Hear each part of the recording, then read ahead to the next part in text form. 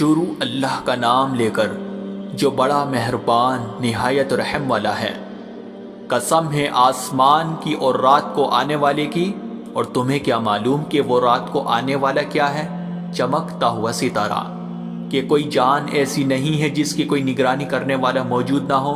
اب انسان کو یہ دیکھنا چاہیے کہ اسے کس چیز سے پیدا کیا گیا ہے۔ اسے ایک اچھلتے ہوئے پانی سے پیدا کیا گیا ہے جو پیٹھ اور سینے کی ہڈیوں کے درمیان سے نکلتا ہے۔ بے شک وہ اسے دوبارہ پیدا کرنے پر پوری طرح قادر ہے۔ جس دن تمام پوشیدہ باتوں کی جانچ ہوگی تو انسان کے پاس نہ اپنا کوئی زور ہوگا نہ کوئی مددگار۔